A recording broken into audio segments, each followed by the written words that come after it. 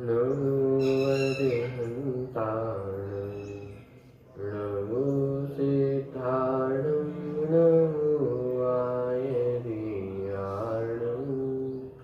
नमो वज्रायाणं नमो लोये सवसाहुणं मङ्गलं भगवान् वीरो मङ्गलं गौतमो वने मङ्गलं कुन्दकुन्दाद्यो जैनधर्मोऽस्तु मङ्गलम् सर्वमङ्गलमाङ्गल्यं सर्वकल्याणकारकं प्रधानं सर्वधर्माणां जैनं जयतु शास्त्रम् जीवमजीवमुदपं जन्मर्वसेन जेननेतेष्ठं देवीन्द्रविन्दवन्दं वन्दे तं सर्वदा शिरसा। 44वीं गाथा की चर्चा अपनी चल रही है। दर्शन और ज्ञान का क्या स्वरूप है वो और इस 44वीं गाथा से प्रकाशित हो रहा है। देखिए गाथा का पाठ करते हैं। 44वीं नंबर की गाथा, पृष्ठ क्रमांक 213। दंसर्पोपमणाणं छद्मथाणं नादोर्णि उवोक्का जुगवं जमहाकेवली राहे जुगवं तु ते दोवी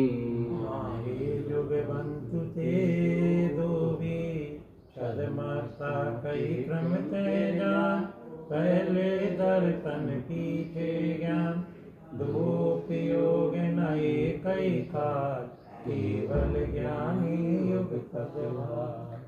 छद्मस्तों को दर्शन और ज्ञान क्रमिक होता है और केवली भगवान को दर्शन और ज्ञान दोनों एक साथ संयोजन होते हैं। इस प्रकार की चर्चा मूल गाथा में है। टीका में दर्शन और ज्ञान को स्पष्ट करते हुए दर्शन के स्वरूप को स्पष्ट किया और फिर ज्ञान के स्वरूप को स्पष्ट किया। सिद्धांत के अभिप्राय से कल अपन ने चर्चा प्रारंभ की थी। सिद्धांत ग्रंथ में दर्शन को आत्मग्राहक, स्वग्राहक और ज्ञान को परग्राहक ऐसा कथन प्राप्त होता है। आत्मग्राहक कहने का तात्पर्य क्या है, इसकी चर्चा अपन ने कल बहुत विस्तार में देखी थी कि आत्मा का अर्थ होता है स्वरूप, माने मैं। आत्मा का अर्थ सिर्फ ज्ञान, जिसमें ज्ञान दर्शन पाया जाए उसे ही आत्मा नहीं कहते हैं। आत्मा का वास्तविक अर्थ तो होता है मैं। तो मेरे लिए मैं, पुद्गल के लिए पुद्गल मैं। तो उसी प्रकार आत्म जो दर्शन गुण है वह आत्मग्राहक है, माने अपने आप को ही जानने वाला है, क्योंकि वहां पे स्वपर का भेद ही खड़ा नहीं है। स्वपर का भेद तो तब खड़ा हो जब भेद हो, माने सत्ता का ज्ञान हो कि किसकी सत्ता है, ये जीव की सत्ता है, ये माई की सत्ता है। जब इस प्रकार सत्ता का ज्ञान हो तो वहां तो भेद खड़ा हो, वहां स्वपर का भेद खड़ा होगा कि मैं स्व हूं और ये माई को पर है। लेकिन दर्शन में तो सब सत्ता ही है, सत्ता के अलावा और कोई जानकारी ही नहीं। तो जब एक सत्ता ही है तो वहां स्वपर का कोई भेद ही खड़ा नहीं होता है। इसलिए दर्शन पर को जानता भी नहीं। पर को जाने तो तब जब पर का भेद खड़ा हो, यहाँ तो पर का भेद भी खड़ा नहीं हुआ है। इसलिए कहा कि दर्शन कैसा है कि आत्मग्राहक है, स्वयं को ही जानने वाला है, अन्य पर पदार्थों को जानता नहीं। फिर ज्ञान गुण जो अन्य पर पदार्थों में उसका विषय बनते हैं उसको जानता है। इसलिए कहा कि ज्ञान गुण पर को जानने वाला है। ठीक, कल अपन ने बहुत चर्चा विस्तार में की थी। वो पैराग्राफ बस पढ़ते हुए फिर अपन आगे की चर्चा प्रारंभ करेंगे। प्रश्न क्रमांक 215। अब आगे सिद्धांत के अभिप्राय से कथन किया जाता है, वह इस प्रकार। उत्तर अर्थात आगे के ज्ञान की उत्पत्ति के लिए जो प्रयत्न, उस रूप जो अपने आत्मा का परिच्छेदन अवलोकन, वह दर्शन कहलाता है। तत्पश्चात बाह्य विषय में विकल्प रूप से जो पदार्थों का ग्रहण है वह ज्ञान है, यह वार्तिक है। देखिए ऊपर जो पंक्ति कही ना, उत्तर अर्थात आगे के ज्ञान की उत्पत्ति के लिए, यानी चाहे दर्शन गुण हो अथवा ज्ञान गुण हो, दोनों ही का प्रयत्न वो और ज्ञान को विशद करने के लिए है, ज्ञान आगे बढ़े। दर्शन गुण में भी कार्य किसके लिए चल रहा है, प्रयत्न किसका चल रहा है, आगे बढ़ने, वो दर्शन का ही प्रयत्न चल रहा है, जानने का ही प्रयत्न चल रहा है। अब दर्शन की सामर्थ्य इतनी है कि वो सत्ता तक ही जान सकता है कि ये वस्तु की सत्ता है। इसको यदि ऐसा समझा जाए कि जैसे पुद्गल द्रव्य है, पुद्गल द्रव्य में तो ये भी सामर्थ्य नहीं है कि वो सत्ता को भी जान सके। पुस्तक के निमित्त से हमें ज्ञान हो रहा है, लेकिन पुस्तक में ये भी ज्ञान नहीं है कि वो अपने आप में पुस्तक है। पॉइंट पकड़ में आ रहा है। माने अभी हमें ये समझ में नहीं आता है कि कौन सा बड़ा कार्य हो गया, सत्ता का ज्ञान होना ये कौन सी बड़ी बात हो गई है। क्योंकि हमारे पास ज्ञान है इसलिए दर्शन की कीमत समझ में नहीं आ रही है। लेकिन जब पुद्गल की अपेक्षा विचार करके देखें, धर्म अधर्म आदि की अपेक्षा विचार करके देखें, तो हमें समझ में आएगा कि सत्ता का ग्रहण होना भी कितना बड़ा कार्य है। क्योंकि पुद्गल में शक्ति ही नहीं है, धर्म अधर्म आकाश काल द्रव्य, इन पांचों द्रव्यों में शक्ति भी नहीं है कि वो इस विश्व की सत्ता को भी ग्रहण कर सके। ये शक्ति मात्र जीव द्रव्य में है। तो इसलिए ऐसा नहीं कि आत्मा में कोई गुण बड़ा है कोई गुण छोटा है। दर्शन गुण का भी अपना बहुत बड़ा कार्य है, सत्ता को ग्रहण करना ही छोटा कार्य नहीं है। क्योंकि खबर नहीं होगी तो ये पहले तो सत्ता ही समझ में आए, सत्ता नहीं यदि ग्रहण होगी तो विशेषता तो सब सत्ता की है। तो यदि सत्ता ही समझ में नहीं आएगी, ग्रहण नहीं होगी, तो उसके विशेष भेद तो बनेंगे ही। तो देखिए, तो दर्शन गुण का कार्य वो भी निरंतर प्रयत्नशील है, वस्तु को जानने में प्रयत्नशील। तत्पश्चात बाह्य विषय में विकल्प रूप से जो पदार्थों का ग्रहण है वह ज्ञान है, यह वार्तिक है। जैसे कोई मनुष्य पहले घट संबंधी विकल्प करता है, तत्पश्चात पट का ज्ञान करने की इच्छा होने पर वह घट के विकल्प से हटकर निवृत्त होकर जो स्वरूप में प्रयत्न अवलोकन परिच्छेदन करता है वह दर्शन है। तत्पश्चात यह पट है ऐसा निश्चय अथवा बाह्य विषय रूप से पदार्थ के ग्रहण रूप जो विकल्प करता है वह ज्ञान कहलाता है। अब दिक्कत ये है कि दर्शन और ज्ञान की प्रोसेसिंग इतनी तेज होती है कि हमें पता ही नहीं चलता कि दर्शन कब हुआ। जैसे माइक को देखा तो माइक का ज्ञान करने में कब दर्शन हुआ, कब वो ज्ञान हुआ, ज्ञान होने में भी कब अवग्रह या आवाय, ये क्रम से जो प्रोसेस हुई है वो कब हो जाती है वो हमें ज्ञान का विषय भी नहीं बनता। क्योंकि एक विषय से दूसरे विषय पर हटे, जैसे ये माइक है, अकेला माइक ये शब्द भी बोला, इसमें असंख्यात समय व्यतीत हो गए। अब वो असंख्यात समय हमारे ज्ञान का विषय ही नहीं बने। माइक बोलने में कितने समय चले गए, असंख्यात समय। अब पहले समय में, फिर दूसरे समय में, तीसरे समय में क्या क्या हुआ वो हमारे ज्ञान का विषय ही नहीं बनता है। माइक भी बहुत बड़ा शब्द है, अकेला माइक का माँ भी बोला। और यदि इसमें भी भेद करें तो माँ भी एक शब्द नहीं है, माने दो शब्द है, इसमें भी दो अक्षर है, माँ और प्लस आ, स्वर और व्यंजन। माँ व्यंजन है और बड़ा आ ये स्वर है, तो अकेला व्यंजन का उच्चारण और फिर उसमें स्वर का उच्चारण, माने इसमें कितने भेद पड़ जाएंगे। तो चूंकि हमें असंख्यात समय ज्ञान का विषय ही नहीं बनते हैं, इसलिए दर्शन कब हुआ और फिर ज्ञान कब हुआ ये हमारे ज्ञान का विषय नहीं बन पाता है। पर इतना पक्का है कि छन्मस्त जीवों को पहले दर्शन होता है और फिर ज्ञान होता है। ठीक है, तो ये पूरी चर्चा कल अपन ने देखी थी। अब थोड़ा सा विषय अपन आगे बढ़ाते हैं। यहाँ शिष्य पूछता है, जो आत्मग्राहक अपना ग्रहण करने वाला वह दर्शन और पर ग्राहक अर्थात पर को जानने वाला वह ज्ञान कहा जाए, तो जिस प्रकार नैयायिक मत में ज्ञान आत्मा को नहीं जानता है, उसी प्रकार जैन मत में भी ज्ञान आत्मा को नहीं जानता है, ऐसा दूषण प्राप्त होता है।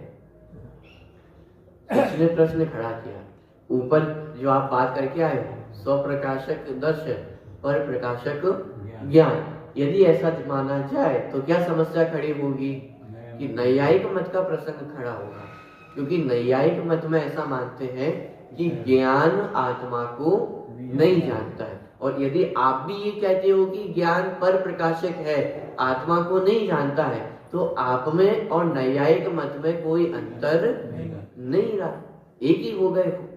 तो उसका समाधान करते हैं। उसका समाधान, नैयायिक मत में ज्ञान भिन्न और दर्शन भिन्न इस प्रकार दो गुण नहीं है, परंतु जैन मत में तो आत्मा ज्ञान गुण से परद्रव्य को जानता है और दर्शन गुण से आत्मा को जानता है। इस प्रकार आत्मा के ज्ञान के अभाव रूप दोष प्राप्त नहीं होता है। क्या समाधान किया कि नैयायिक मत में तो ऐसे दो अलग अलग गुण नहीं है कि दर्शन गुण हो और ज्ञान गुण हो, तो वहां तो यदि ज्ञान नहीं जानता इसका मतलब और कोई गुण है ही नहीं आत्मा को जानने के लिए। लेकिन जैन मत में ये समस्या नहीं है। क्यों? क्योंकि जैन दर्शन में दो गुणों की स्वीकृति है, दर्शन गुण और ज्ञान गुण। तो दर्शन गुण स्व को जान लेता है और ज्ञान गुण पर को जान लेता है। तो इस प्रकार स्व को जानने की व्यवस्था बन जाती है। यह दोष क्यों प्राप्त नहीं होता है कि जिस प्रकार एक ही अग्नि जलाती है अतः वह दाहक है, और पकाती है अतः वह पाचक है। विषय के भेद से अग्नि दाहक और पाचक ऐसे दो प्रकार के भेद रूप होती है, उसी प्रकार अभेद नय से चैतन्य एक ही होने पर भी भेद नय की विवक्षा में जब आत्मा का ग्रहण करने में प्रवृत्त होता है तब उसको दर्शन ऐसा नाम मिलता है, और तत्पश्चात जब पर पदार्थ का ग्रहण करने में प्रवृत्त होता है तब उसको ज्ञान नाम मिलता है। इस प्रकार विषय के भेद से चैतन्य के दो भेद होते हैं। विशेष यह है कि यदि दर्शन को सामान्य का ग्राहक और ज्ञान को विशेष का ग्राहक कहा जाए तो ज्ञान को प्रमाण पना प्राप्त नहीं होता। ये चर्चा भी अपन बाद में करेंगे। पहले जो ऊपर की चर्चा देखें कि ज्ञान पर को जानता है और दर्शन स्व को जानता है, तो प्रश्न ही खड़ा हुआ तो फिर ज्ञान आत्मा को जानता है कि नहीं जानता है? तो समाधान दिया, क्योंकि जैन दर्शन में दो गुणों की स्वीकृति है। दो गुण कौन कौन से हैं? दर्शन और ज्ञान। क्योंकि दर्शन स्व प्रकाशी है और ज्ञान पर प्रकाशी है, तो इस प्रकार आत्मा का ग्रहण होता है, इसमें कोई समस्या खड़ी नहीं होती, क्योंकि दर्शन आत्मा को जान लेता है और ज्ञान पर को जान लेता है। तो ये समस्या जैन दर्शन में खड़ी नहीं होती है। लेकिन एक प्रश्न फिर भी खड़ा हो सकता है, तो आपके अनुसार भी जानता तो दर्शन ही है ना आत्मा को, उस कंडीशन में भी ज्ञान तो स्व को जानने वाला नहीं बना। जबकि आप जितना भी अध्यात्म धारा देखेंगे, बाकी ग्रंथ छोड़िए, द्रव्य संग्रह में ही जहाँ ब्रह्मदेव सूरी ने जितनी टीका की है वहां ज्ञान को स्वसंवेदी ज्ञान कहा है। माने आत्मा को जानने वाला कौन है? कि स्वसंवेदन से आत्मा जानने में आता है। तो स्वसंवेदन ज्ञान को भी तो कहा कि ज्ञान के द्वारा आत्मा जानने में आता है। जितने आध्यात्मिक ग्रंथ है, जितनी आध्यात्मिक टीकाएं हैं, उन सब में ज्ञान को ही स्वसंवेदी कहा है कि स्वयं को जानने वाला है, स्वपर प्रकाशक स्वभाव है। यदि स्वयं को ना जाने तो पर को कैसे जान सके?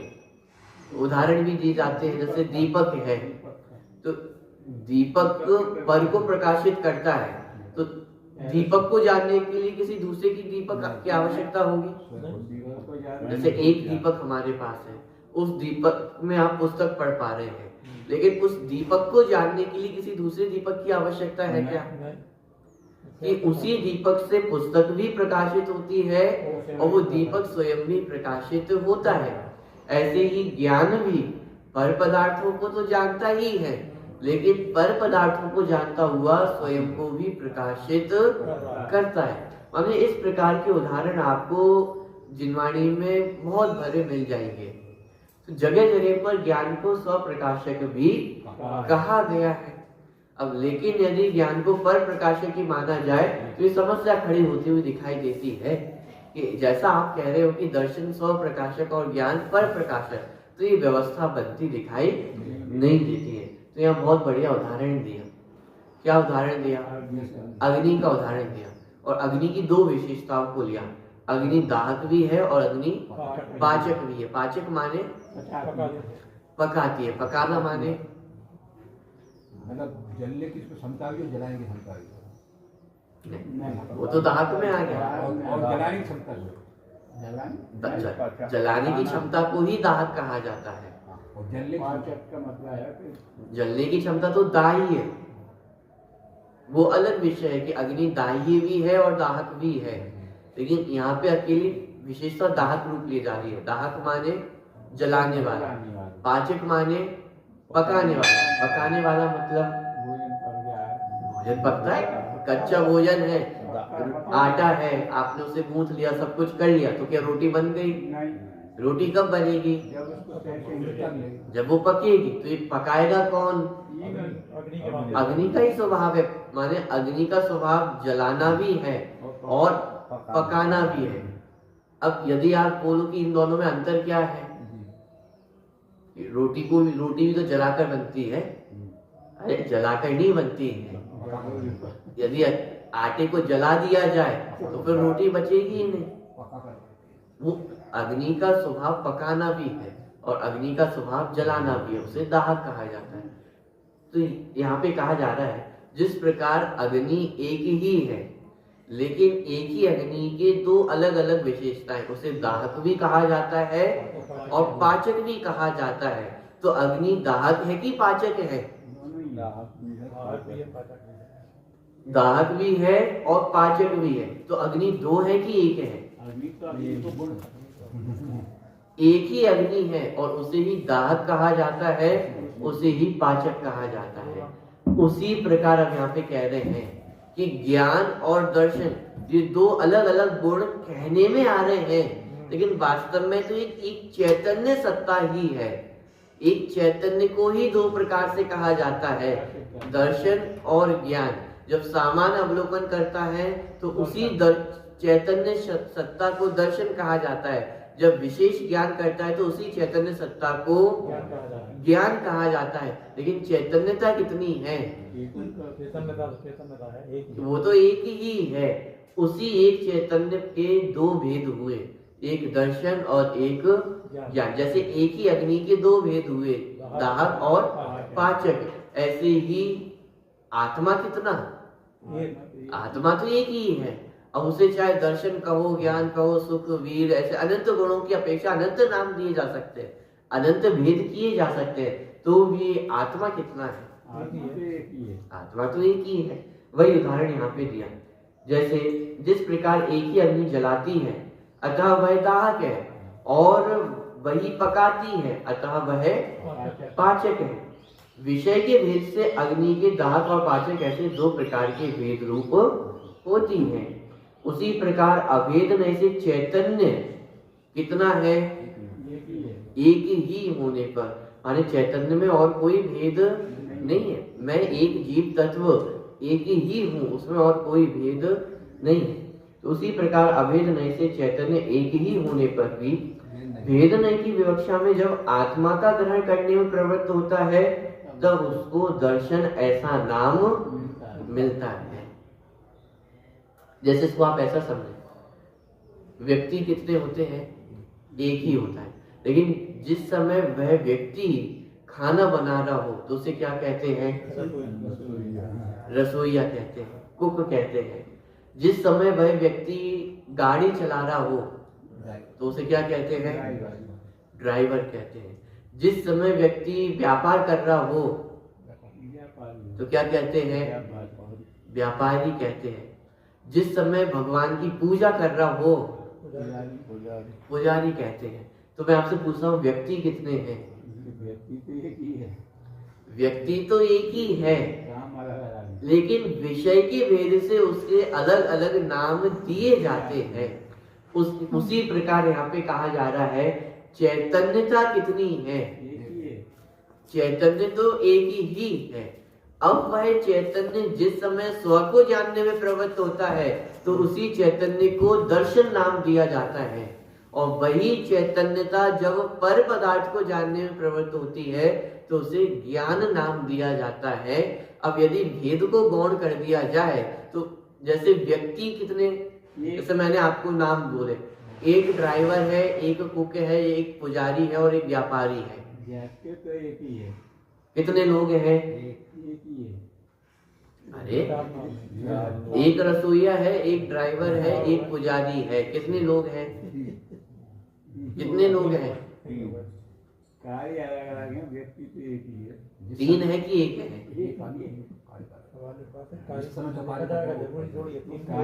व्यक्ति कितने हैं? व्यक्ति तो तीन ही है। तीन व्यक्ति हैं। आप ये कहो जब वो रसोई का काम कर रहा तो फिर रसोई कहें। ठीक है, ये एक व्यक्ति हो गया। अब मैं कह रहा हूँ ड्राइवर, तो ड्राइवर सवाल दूसरा व्यक्ति भी तो हो सकता है, ड्राइवर जरूरी थोड़ी कोई है। एक ही व्यक्ति के बारे में बात चल रही है। एक ही व्यक्ति का अलग-अलग कार्य करते हुए अलग-अलग से कहना।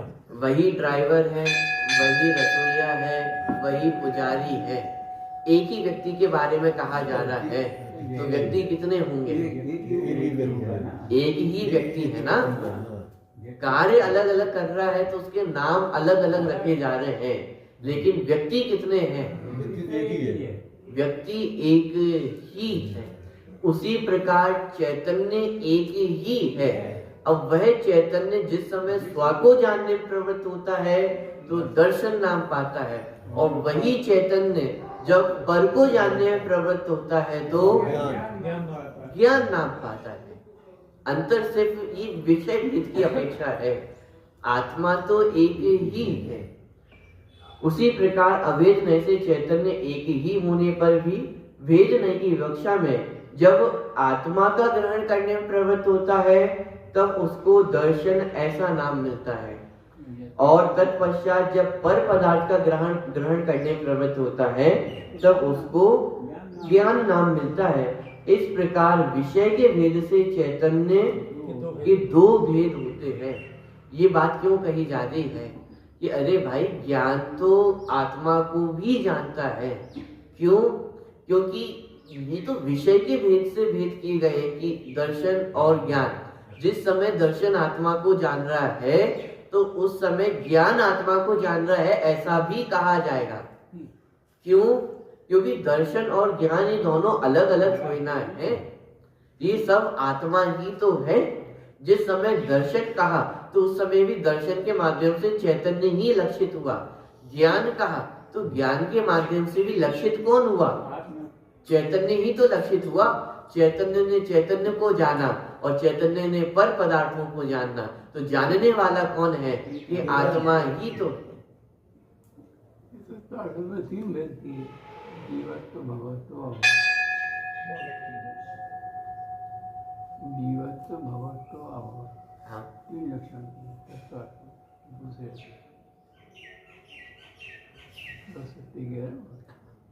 चल देखिए,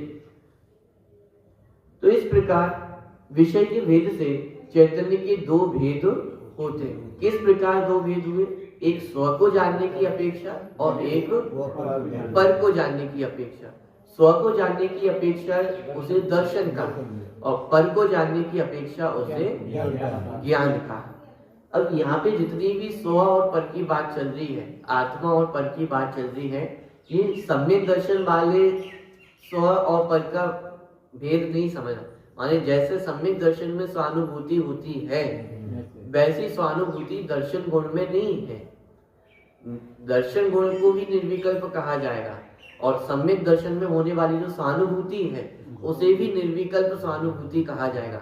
लेकिन दोनों निर्विकल्प पने में क्या अंतर है? निर्विकल्प दर्शन और निर्विकल्प स्वानुभूति, इन दोनों के निर्विकल्प पने में कुछ अंतर है या नहीं है? दर्शन में जो है वो सामान्य अवलोकन है। बहुत बढ़िया। दर्शन में जहाँ निर्विकल्प पना कहा जा रहा है वहाँ निर्विकल्प शब्द का अर्थ है सामान्य जानकारी होना अथवा सत्ता का अवलोकन मात्र होना।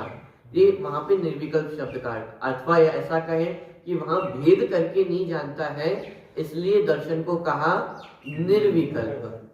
जहाँ स्वानुभूति में निर्विकल्प पने की बात है, वो ज्ञान निर्णय करेगा, वहां निर्विकल्प का अर्थ क्या है? निर्णय करता है और ज्ञान निर्णय करके अपने मतलब निज को निज रूप जानता है। ये तो सविकल्प पन्ना हुआ। निर्विकल्प स्वानुभूति का ये सविकल्प पन्ना हुआ। निर्विकल्प शब्द का अर्थ क्या हुआ? आनंद होना। स्वानुभूति को निर्विकल्प क्यों कहा? अपने आत्मा को जानता है और पर नहीं जानता, पर को पर रूप जानता है, अपने निज को निज रूप जानता है। ठीक है, ये तो उसका सविकल्प पन्ना हुआ, निर्णयात्मक पन्ना हुआ। निर्विकल्प क्यों कहा स्वानुभूति को? अपने को जानता ही रहता है, इसलिए ज्ञान का स्वभाव जानना ज्ञान का स्वभाव जानना है, तो उसमें क्या उत्पन्न नहीं हुआ? राग के विकल्प नहीं है ना, विकल्प नहीं है, इसलिए उसे निर्विकल्प कहा। जिस समय स्वानुभूति है, स्वसंवेदन ज्ञान है, उस समय उस ज्ञान का विषय जितने राग आदि विकल्प हैं वो कुछ भी नहीं है। इसलिए कहा कि अनुभूति कैसी होती है? निर्विकल्प होती है। जैसे इसको ऐसा कहें, जिस समय आप शिकंजी पी रहे हैं तो उस समय आपको नींबू, नमक, शक्कर इनका विकल्प खड़ा नहीं होता है। अनुभव में तो एक एक का स्वाद आ रहा है, लेकिन एक एक का स्वाद लेने के लिए आपको एक एक का विकल्प नहीं करना पड़ता है। एक अभेद रूप से अनुभूति होती है, इसलिए स्वानुभूति को कहा निर्विकल्प। और दर्शन गुण को जहाँ निर्विकल्प कहा जा रहा है, उसका अर्थ है कि वहां पे भेद खड़ा नहीं होता है, मात्र सत्ता रूप से एक सामान्य अवलोकन होता है। उसका नाम निर्विकल्प दर्शन और निर्विकल्प स्वानुभूति।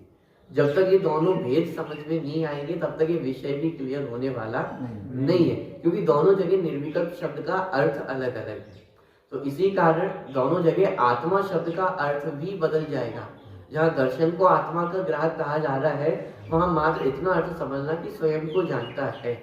स्वयं को जानता, उसमें भी स्वपर का भेद नहीं है, लेकिन विषय मात्र स्व ही बचा है वहां पर, क्योंकि पर का तो अभी भेद ही खड़ा नहीं हुआ है।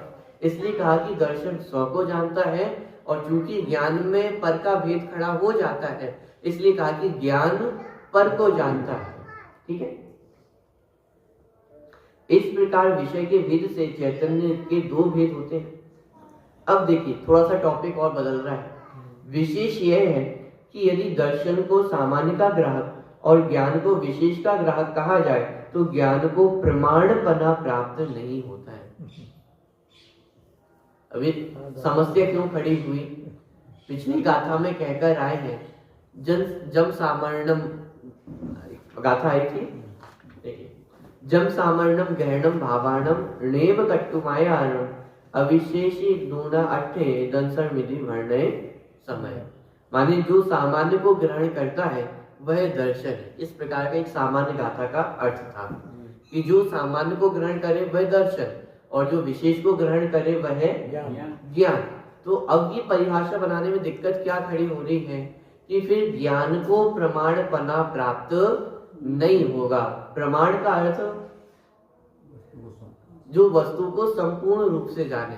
तो वस्तु को संपूर्ण रूप से जानना कब होगा? जब उसके सामान्य और विशेष परे इन दोनों को जाने, तब तो ये कहा जाएगा कि वस्तु को जानता है। और यदि इन दोनों को नहीं जाने, मात्र एक पक्ष को जाने, तो फिर उसको प्रमाणपना प्राप्त नहीं होता है।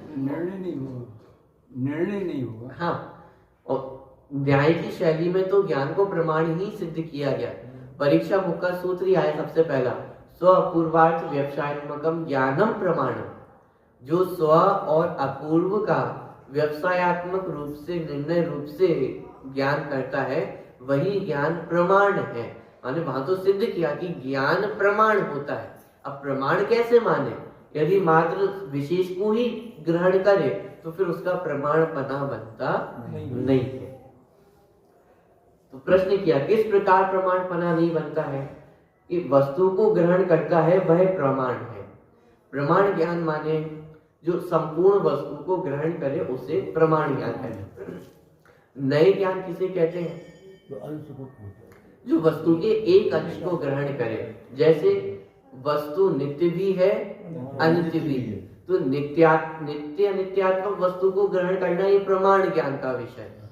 वस्तु के नित्य पने को ग्रहण करना ये नए का विषय है कि वस्तु नित्य ही है, ये नए की अपेक्षा कहा जा सकता है। वस्तु अनित्य ही है, ये भी नए का विषय है, लेकिन वस्तु नित्य अनित्यात्मक है, ये प्रमाण का विषय। जब वस्तु को नित्य अनित्यात्मक जाना है तो संपूर्ण वस्तु का ग्रहण हुआ। तो यहाँ पे कह रहे हैं वस्तु को ग्रहण करता है वह प्रमाण है। तो वस्तु माने क्या कि वस्तु सामान्य विशेषात्मक है। ठीक है, अब यहाँ पे सिंपल से यदि आप समझे, वस्तु के दो भेद किए, सामान्य और विशेष। तो यदि वस्तु को जानना है तो कितनी चीजों को जानना पड़ेगा? उसके सामान्य पने को भी जानना पड़ेगा और उसके विशेष पने को भी जानना होगा। लेकिन ज्ञान कितने को जान रहा है? ज्ञान संपूर्ण को जान, कि ज्ञान विशेष को जान रहा है और दर्शन सामान्य को जान रहा है। तो फिर समस्या खड़ी हुई, तो फिर ज्ञान को प्रमाणपना कैसे बने? प्रमाणपना तो कब बनेगा? जब सामान्य और विशेष दोनों को जाने तो ज्ञान को प्रमाणपना बनता है। और यदि ज्ञान मात्र विशेष को जानता है और सामान्य को नहीं जानता है तो फिर उसका प्रमाणपना नहीं बनता है। और ये समस्या बहुत बड़ी इसलिए खड़ी होगी क्योंकि संपूर्ण न्याय शैली में ज्ञान को प्रमाण सिद्ध किया गया है। प्रमाण माने क्या? जैसे अपन कोर्ट में जाकर के बोलते हैं ना कि क्या प्रमाण प्रस्तुत किए, एविडेंस प्रस्तुत करने पड़ते हैं, प्रमाण प्रस्तुत करने पड़ते हैं।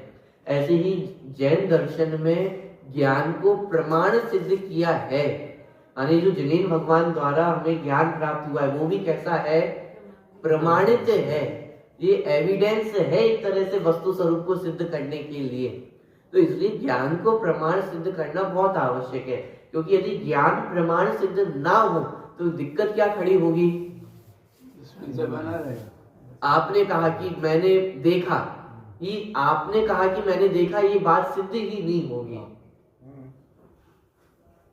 किसान मैं आंखों देखा हाल सुना रहा हूं, ये आंखों देखा हाल सुनाना कब सिद्ध होगा?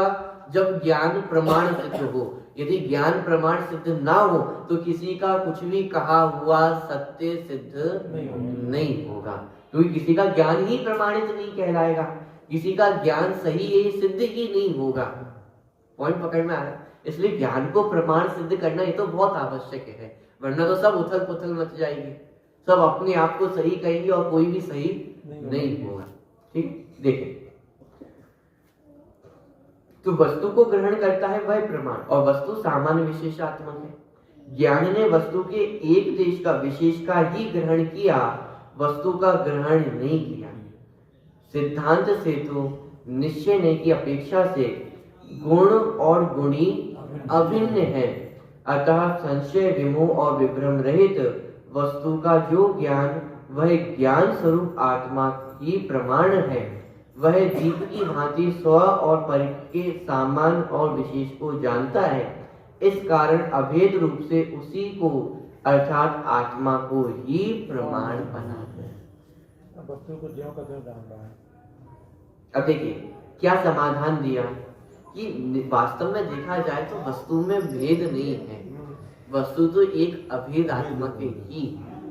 तो जिस समय दर्शन को स्वप्रकाशक कहा अथवा जिस समय दर्शन को सामान्य का ग्राहक कहा और पर को विशेष का ग्राहक कहा, तो उस समय ज्ञान में भी विशेष सामान्य का ग्राहक बना और दर्शन में विशेष का ग्राहक बना, ये अपने आप आ जाता है।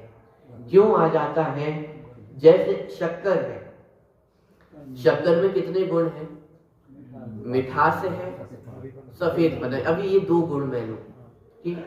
तो अब थोड़ा सा मैं बदल के प्रश्न करता हूँ, शक्कर का जो सफेदी पना है उसमें मिठास है या नहीं?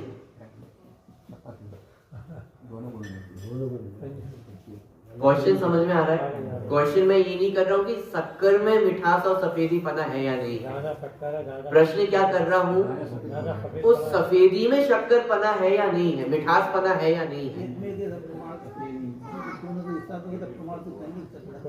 यदि आप ये कहोगे कि उस सफेदी में मिठास पना नहीं है, तो फिर प्रसंग ये बनेगा कि शक्कर में ही मिठास पना नहीं होगा। क्यों? क्योंकि जहां जहां शक्कर है वहां वहां सफेदी पना है। और यदि आप ये कहो कि सफेदी पने में मिठास नहीं है, तो इसका मतलब ये होगा कि आपको शक्कर में मिठास नहीं है, ये मानना पड़ेगा। अब दूसरा प्रश्न, उस मिठास पने में सफेदी पना है या नहीं है? क्वेश्चन समझ में आ रहा है? जिस प्रकार सफेदी पने में मिठास पन है और मिठास पने में सफेदी पना है, इसको यदि ऐसा कहें तो जैसे जो अलग नहीं कर सकते। मिठास पना है वो कौन सी इंद्री का विषय है? रसना इंद्री का। वो एक रस नामक गुण है और सफेदी पना ये वर्ण नामक गुण है। तो वर्ण में रस का रूप है, रस में वर्ण का रूप है। ऐसे ही स्पर्श रस गंध वर्ण, स्पर्श में रस गंध वर्ण का रूप है, गंध में स्पर्श गंध रूप का, माने एक दूसरे का रूप एक दूसरे गुण में पाया जाता है। पॉइंट समझ में आ रहा है?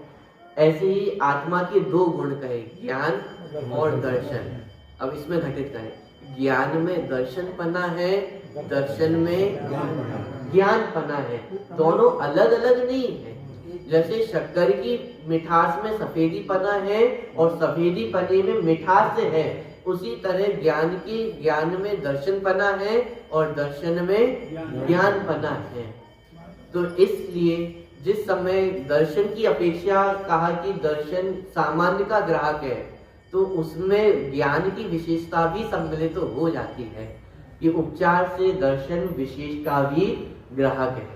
और जिस समय ज्ञान को विशेष का ग्राहक कहा, तो उसमें दर्शन की अपेक्षा ज्ञान में सामान्य को ग्रहण करने की सामर्थ्य भी है। इस प्रकार से विवक्षा पूरी बन जाती है कि ज्ञान भी सामान्य विशेषात्मक वस्तु को जानता है।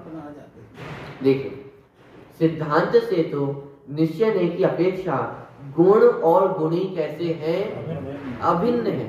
जीव और जीव के ज्ञान दर्शन ये सब कैसे हैं? अभिन्न है। जीव, ज्ञान और दर्शन ये तीन अलग अलग चीजें हैं या एक ही चीज है? कहने में तीन है, लेकिन सत्ता रूप से देखा जाए तो एक ही है। सत्ता रूप से अलग अलग नहीं है। जहां द्रव्य को अनंत कहा, जैसे जीव कितने हैं? जीव अनंत है। तो जीव को अनंत कहने की अपेक्षा क्या? मैं एक अलग जीव हूँ, आप एक अलग जीव है। इस प्रकार इस दुनिया में कितने जीव हैं? अनंत जीव हैं। लेकिन मैं एक जीव और मेरे कितने गुण? अनंत गुण। तो उन अनंत गुणों की अपेक्षा जीव को अनंत नहीं कहा है। सत्ता भी अलग अलग नहीं है। एक व्यक्ति को अलग अलग, जैसे जीव है तो जीव का ज्ञान गुण, दर्शन गुण, चारित्र गुण, सुख गुण, वीर गुण, तो कितने जीव हो गए? ज्ञान वाला जीव, दर्शन वाला जीव, चारित्र वाला जीव, सुख वाला जीव, वीर वाला जीव, एक ही जीव है, लेकिन उसकी विशेषताएं अलग अलग है। जैसे एक ही व्यक्ति है, वो एक ही व्यक्ति अच्छा भोजन भी बना लेता है, अच्छा गा भी लेता है, अच्छा नृत्य भी कर लेता है, अच्छा वक्ता भी है, अच्छी गाड़ी भी चला लेता है, अच्छा व्यापार भी कर लेता है, अच्छा बोलचाल भी है। कितने गुण हैं उसमें? नहीं, व्यक्ति कितना है? व्यक्ति एक ही है, उसकी बहुत सारी विशेषताएं हैं। ऐसे ही द्रव्य एक ही है, द्रव्य की अनेक प्रकार की विशेषताएं हैं। उसमें दर्शन भी है, स्व को भी जानता है, पर को भी जानता है, सुख दुख का अनुभव भी करता है। ये सारी उस द्रव्य की ही विशेषताएं हैं। द्रव्य अपने आप में कितना है? कितनी सत्ता है? एक ही सत्ता है। नाम अलग अलग हैं, जीव, ज्ञान, दर्शन, सुख, वीर, नाम अलग अलग है, लेकिन सत्ता कितनी है? उस एक ही सत्ता की अलग अलग नाम है। बात समझ में आती है? देखिए, तो निश्चय ने की अपेक्षा से गुण और गुणी अभिन्न है। अतः संशय, विमोह और विभ्रम रहित वस्तु का जो ज्ञान, वह ज्ञान स्वरूप आत्मा ही प्रमाण है। क्या कह रहे हैं? यहाँ प्रश्न खड़ा किया था कि ज्ञान को प्रमाणपना प्राप्त नहीं होगा, तो उसका समाधान किया कि अरे ज्ञान को प्रमाणपना प्राप्त है, क्योंकि ज्ञान और आत्मा ये अलग थोड़ी ना है। जिस समय कहा कि आत्मा स्व को जानता है और आत्मा पर को जानता है, तो ऐसा कहने में ज्ञान में भी प्रमाणपना आ जाता है। आत्मा ही प्रमाण है, वह दीपक की भांति स्व और पर के सामान और विशेष को जानता है, क्योंकि आत्मा स्व को भी जानता है और पर को भी जानता है, इसलिए आत्मा प्रमाण है। आत्मा प्रमाण है तो ज्ञान भी प्रमाण है, क्योंकि ज्ञान भी इस अपेक्षा स्व और पर को जानता है। इस अपेक्षा दर्शन भी स्व और पर को जानता है। अभेद रूप से उसी को अर्थात उस आत्मा को ही प्रमाण बना है। बात समझ में आ गई? इसी को प्रवचन सार जी में जहाँ धर्मगुण पर्याय की चर्चा ली, वहां पे इस प्रकार से वर्णन किया कि शुभ भाव से परिणमित आत्मा ही शुभ है, अशुभ भाव से परिणमित आत्मा ही अशुभ है, अथवा पुण्य भाव से परिणमित आत्मा ही पुण्य है। यानी शंका खड़ी हो सकती है ये शुभ भाव कहाँ होते हैं, पुण्य भाव कहाँ होते हैं? तो कहा कि कोई अलग सत्ता नहीं है, जीव अलग हो और शुभ भावों की सत्ता इस जगत में कहीं अलग हो, ऐसा नहीं है। शुभ भाव से परिणमित आत्मा ही शुभ है, अशुभ भाव से परिणमित आत्मा ही अशुभ है, और शुद्ध भाव से परिणमित आत्मा ही शुद्ध है। क्यों? क्योंकि द्रव्य गुण और पर्याय तीनों अलग अलग नहीं। जहाँ अभेद रूप से कथन किया जाएगा तो आत्मा ही शुभ है, आत्मा ही अशुभ है, आत्मा ही शुद्ध है, उसमें कोई भेद नहीं है। उसी प्रकार यहाँ पे कहा जा रहा है कि आत्मा ही ज्ञान है, आत्मा ही दर्शन है। अब इनकी विशेषता रूप से देखें कि आत्मा वस्तु को जानता है तो आत्मा ही प्रमाण है, और आत्मा प्रमाण है तो भेद विवक्षा से कहा जाए तो ज्ञान भी प्रमाण है, दर्शन भी प्रमाण है। पॉइंट पकड़ में आ रहा है? ये मात्र सब विवक्षा भेद है। यदि बहुत सरलता से देखा जाए तो आत्मा ही तो जानने वाला है। आत्मा किस किस को जानता है? स्वयं को भी जानता है, पर को भी जानता है। ये विशेषता स्वयं की आत्मा की ही विशेषताएं है ना। अब उस विशेषताओं के अलग अलग नाम रख दिए कि जब आत्मा स्वयं को जानता है तो उसे दर्शन कहते हैं, जब आत्मा पर को जानता है तो उसे ज्ञान कह देते हैं, जब आत्मा सुख दुख की अनुभूति करता है अथवा सुख दुख को जानता है तो जानने वाला वो सुख गुण कहलाता है, अथवा अनुभूति की जहाँ बात आती है तो उसे चारित्र गुण नाम दे दिया जाता है। काम तो एक चैतन्य का ही है, चैतन्य का ही चमत्कार है। ये सब विशेषता एक चैतन्य की ही है, और चैतन्य के ही भेद ये सारे हैं। पॉइंट पकड़ में आ रहा है? देख, तो इस प्रकार अभेद रूप से उसी आत्मा को ही प्रमाण बना है। ठीक है। अब इसमें और प्रश्न खड़ा किया जा रहा है, यदि दर्शन बाह्य विषय का ग्रहण नहीं करता तो अंधे की भांति सब मनुष्यों को अंधेपने का प्रसंग आता है। देखो, समाधान एक प्रकार से सब एक ही है, क्योंकि एक आत्मा एक ही है तो दर्शन का ज्ञान में उपचार हो जाएगा, ज्ञान में दर्शन का उपचार हो जाएगा, इसलिए सारी शंकाओं का समाधान हो जाएगा। पहले ज्ञान में प्रश्न खड़ा किया था कि ज्ञान यदि विशेष को सामान्य को ना जाने तो उसमें प्रमाणपना नहीं बनता है। अब यहाँ दर्शन के संबंध में प्रश्न खड़ा किया जा रहा है कि यदि दर्शन बाह्य विषय का ग्रहण नहीं करता तो अंधे की भांति सब मनुष्यों को अंधेपने का प्रसंग आता है कि भाई दर्शन का कार्य देखने का है, और यदि दर्शन पर पदार्थ को ना देखे तो फिर जिस तरह अंधा पर पदार्थों को नहीं देख पाता है, उसी प्रकार प्रत्येक आत्मा में प्रसंग बनेगा कि वह पर पदार्थ को नहीं देख पाए। उसका समाधान ऐसा नहीं कहना चाहिए, क्योंकि बाह्य विषय में दर्शन का अभाव होने पर भी, अर्थात उसमें दर्शन प्रवृत्ति नहीं होने पर भी आत्मा ज्ञान द्वारा विशेष रूप से सब पदार्थों को जानता है, तथा यह विशेष है। जब दर्शन द्वारा आत्मा का ग्रहण होता है तब आत्मा के साथ अविनाभूत ज्ञान का भी और दर्शन द्वारा ग्रहण हो जाता है, और ज्ञान का ग्रहण होने पर ज्ञान के विषयभूत बाह्य वस्तु का भी ग्रहण हो जाता है। समाधान दोनों का एक ही है। जहाँ ज्ञान के संबंध में प्रश्न खड़ा किया जाएगा तो दर्शन का उपचार किया जाएगा, क्योंकि दर्शन स्व को जानता है इसलिए ज्ञान भी स्व को जानता है। दर्शन के संबंध में प्रश्न खड़ा किया कि साहब दर्शन पर को नहीं जानेगा तो अंधेपने का प्रसंग आएगा, तो कहा कि चूंकि ज्ञान पर को जानता है इसलिए दर्शन भी पर को जानता है। ऐसा कहने में कोई समस्या नहीं है, क्योंकि वास्तव में तो दर्शन और ज्ञान ये दोनों अलग अलग नहीं है। दर्शन ज्ञान जीव ये सब एक ही है। यदि सरल भाषा में कहें तो आत्मा पर को भी जानता है, आत्मा स्व को भी जानता है। ऐसा कहने में कोई समस्या खड़ी नहीं होती है। ये तो विशेषता खड़ी कर दी है। ये अग्नि जलाने वाली है कि पकाने वाली है? जलाने वाली भी है, पकाने वाली भी है। अग्नि जलाने वाली भी है और पकाने वाली भी है।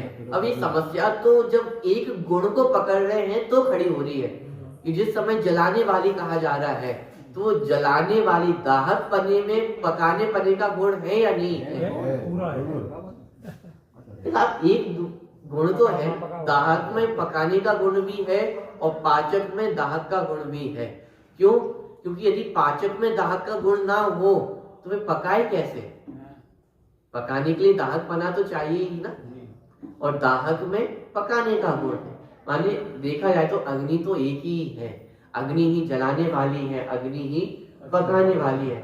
जैसे व्यक्ति है, व्यक्ति ही खाना बनाने वाला है, व्यक्ति ही व्यापार करने वाला है, व्यक्ति ही सरल बोलने वाला है, व्यक्ति ही पूजा करने वाला है। व्यक्ति तो एक ही, उसकी अलग अलग विशेषताएं हैं। उसी तरह आत्मा एक ही है, जीव एक ही है, और उसी जीव में दर्शन भी है, ज्ञान भी है। उसी जीव में स्वयं को जानने की भी ताकत है, उसी जीव में पर को भी जानने की ताकत है। तो इसलिए दर्शन भी स्वपर प्रकाशक सिद्ध हो गया और ज्ञान भी स्वपर प्रकाशक सिद्ध हो गया। अब ऊहापोह सारी कहां से प्रारंभ हुई थी कि दर्शन स्वप्रकाशी है और ज्ञान पर प्रकाशी है। फिर आते आते अंत में ये भी सिद्ध हो गया कि इसमें भी अनेकांत है। दर्शन भी स्वपर प्रकाशी है और ज्ञान भी स्वपर प्रकाशी है। भेद विवक्षा से कहेंगे तो दर्शन स्वप्रकाशी और ज्ञान पर प्रकाशी। अभेद विवक्षा से कहेंगे तो दर्शन भी स्वपर प्रकाशी है और ज्ञान भी स्वपर प्रकाशी है। क्यों? क्योंकि दर्शन और ज्ञान ये दोनों आत्मा ही तो है, जीव ही तो है। जीव स्वप्रकाशी भी है और पर प्रकाशी है, इसलिए दर्शन और ज्ञान में भी उपचार घटित हो जाता है। और इस तरह ज्ञान भी स्वपर प्रकाशिक स्वभाव वाला है, दर्शन भी स्वपर प्रकाशिक स्वभाव वाला है। इस प्रकार इन दोनों में कोई समस्या खड़ी नहीं होती है। अब देखिए एक और प्रश्न यहाँ पे टीका में खड़ा करने वाले हैं। तो यहाँ पे प्रश्न खड़ा किया जाएगा कि तो फिर आत्मा को सामान्य का ग्राहक क्यों कहा? ये परिभाषा आपकी घटित नहीं होती है। यदि दर्शन स्व को भी जान ले, पर को भी जान ले, तो फिर आत्मा सामान्य का ग्राहक है, तो ऐसा क्यों कहा? और जहां सामान्य का ग्राहक कहा तो आपका मतलब क्या था सामान्य कहने का?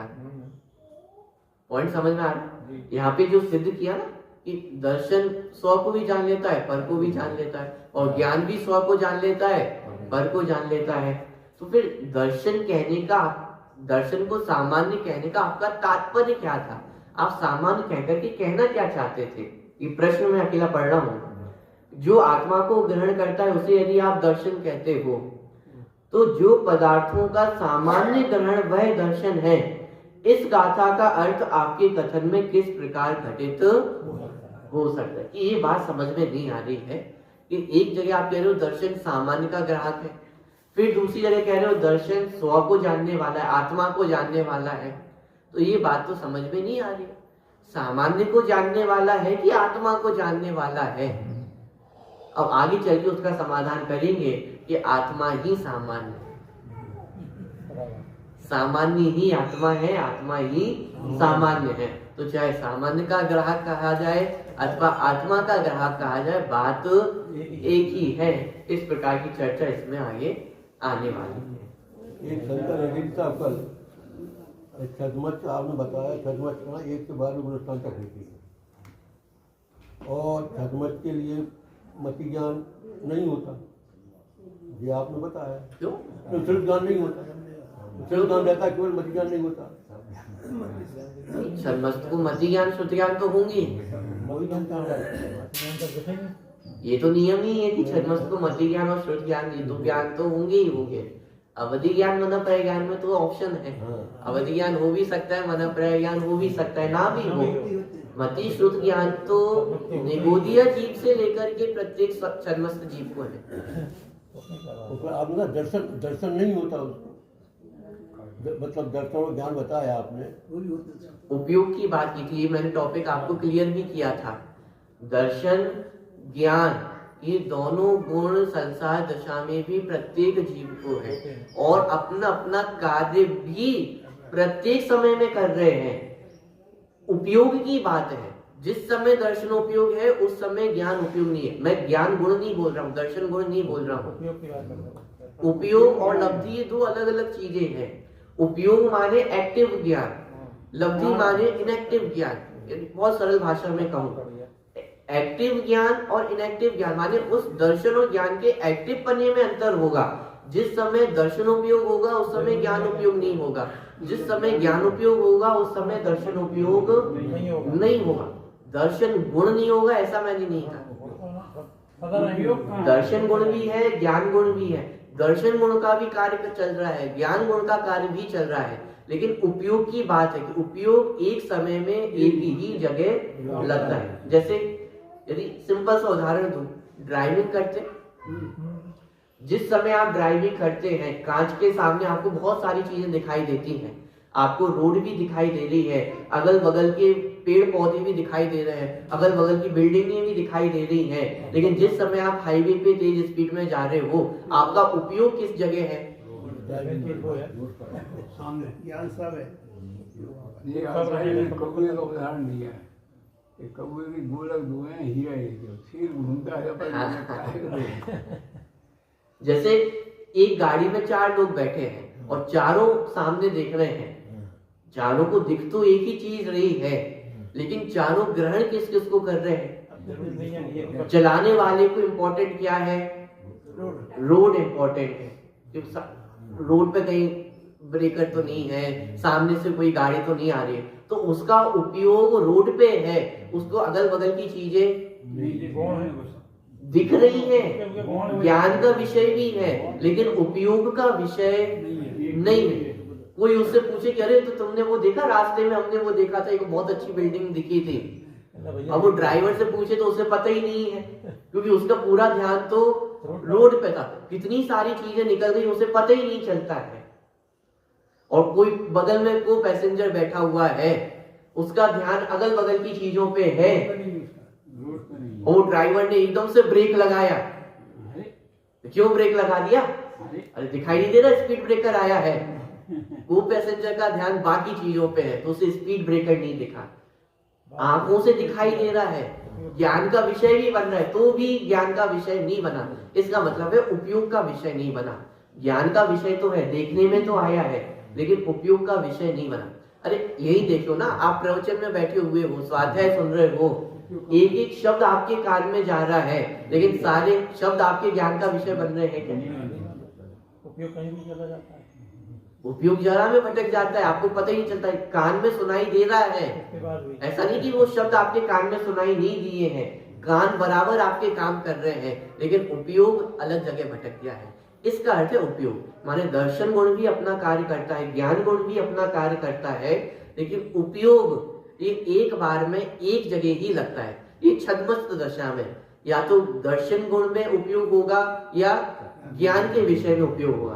केवली भगवान में ऐसा नहीं है, वहां दर्शन और ज्ञान दोनों उपयोग एक साथ ही होते हैं। इसको आप ऐसा समझें कि गाड़ी चलाते चलाते यदि केवली भगवान गाड़ी चलाएं तो उन्हें रोड भी दिखाई देगी, अगल बगल की सारी चीजें एक साथ ही दिखाई देंगी, उन्हें भेद नहीं होगा, उन्हें चेहरा घुमाना नहीं पड़ेगा, सारी चीजें एक साथ उनके ज्ञान का विषय और दर्शन का विषय बनती है। लेकिन छद्मस्त दशा में ज्ञान की कमजोरी है कि उपयोग एक बार में एक जगह पर ही रहता है।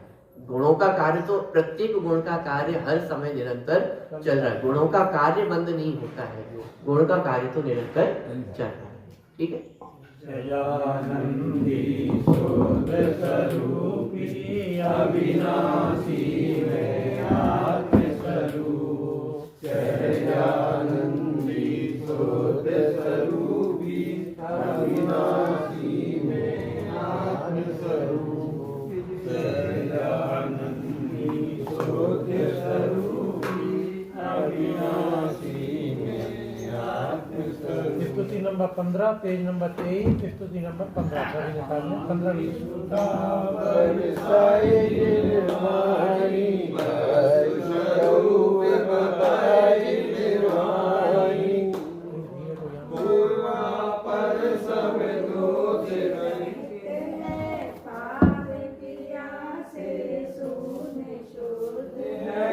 परमागम कहलाए जिन वाणी वस्तु स्वरूप बताए जिन वाणी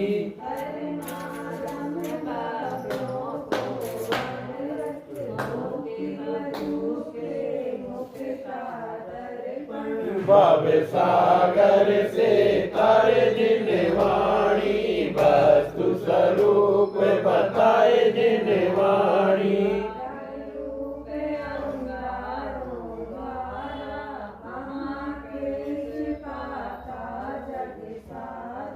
सजल मेघ बरसाए जिन वाणी वस्तु स्वरूप बताए जिन वाणी